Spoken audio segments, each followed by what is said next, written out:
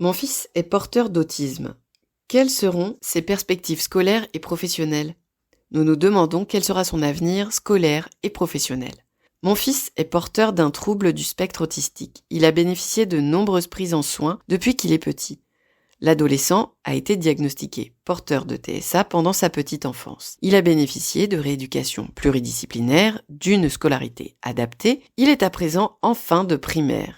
Quel va être son avenir scolaire et professionnel? Perspective scolaire après 11 ans. Selon son niveau, différents cursus vont lui être proposés. Si son âge correspond à peu près à son niveau scolaire, une Ulysse Collège pourra lui être proposée. Il pourra alors continuer ses apprentissages en cursus aménagé jusqu'en 3e et s'orienter vers un CAP, certificat d'aptitude professionnelle, ou un bac professionnel grâce à des aménagements par PAI, projet d'accueil individualisé, comme ceux qu'il a connus jusqu'à présent en école primaire. Il pourra ensuite avoir un emploi classique, non adapté, avec une éventuelle adaptation du temps et du mode de travail. Toutes les voies sont envisageables, chaque enfant porteur d'autisme est unique et il est difficile de prévoir son orientation plusieurs années en avance. Certains adolescents porteurs d'autisme parviennent jusqu'au bac général et s'orientent vers des études supérieures par la suite. Perspective professionnalisante dès 11 ans. Si le niveau scolaire est en décalage avec son âge réel, la scolarité dite classique s'arrêtera certainement à la fin du primaire. Si l'enfant est suivi par un CESAD ou un IME, la scolarité pourra être suivie jusqu'à ses 14-15 ans environ. L'IMPRO, Institut médico-professionnel, pourra prendre la suite à partir de ses 14 à 20 ans. L'IMPRO s'inscrit dans la continuité de l'IME et du CESAD. Les adolescents y suivent une scolarité et un enseignement professionnalisant. Ils y sont accueillis toute la journée. Ils élaborent un projet professionnel avec leur famille et l'équipe qui les encadre. Les aménagements techniques leur sont transmis dans différents ateliers. Ils se préparent à la vie en autonomie selon leur projet de vie. À 16 ans, il sera important de demander auprès de la MDPH la reconnaissance en qualité de travailleurs handicapés. Entre 18 et 20 ans, ils entrent dans des ESAT. Établissements et services d'aide par le travail. Ce sont des structures où travaillent des adultes en situation de handicap. Dans l'idéal, après un IMPRO, les jeunes intègrent un ESAT.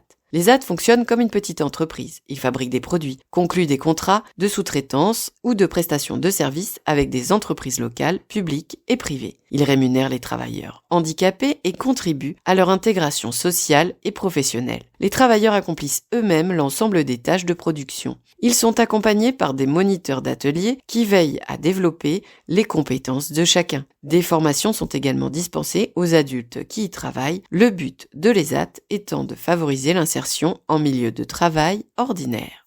Qui peut aider dans ces démarches administratives? Les parents pourront solliciter le pédopsychiatre ou psychiatre qui suit leur enfant pour les aider, les conseiller et les orienter vers les bons partenaires. Si le jeune est suivi en CMP, CMPP, CESAD ou EME, une assistante sociale y travaille et pourra les assister dans les démarches et pour constituer les dossiers d'admission en IMPRO. L'école leur donnera également son avis quant aux possibilités qui s'offrent à l'adolescent en fonction de son niveau scolaire.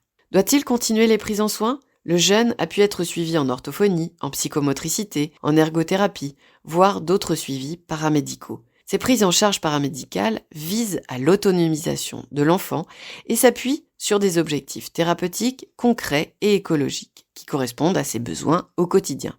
Elles peuvent s'arrêter à un moment donné, d'un commun accord entre le jeune, le professionnel de santé et les parents, dès lors que toutes les compétences travaillées en prise en charge sont fonctionnelles et que le jeune a acquis une certaine autonomie sur ce plan. L'arrêt peut être réalisé en douceur en espaçant les séances pour éviter que cela ne soit brutal et soudain pour le jeune. Il sera tout à fait possible par la suite de reprendre les suivis lorsqu'une nouvelle problématique se posera dans le quotidien de l'adolescent ou du jeune adulte.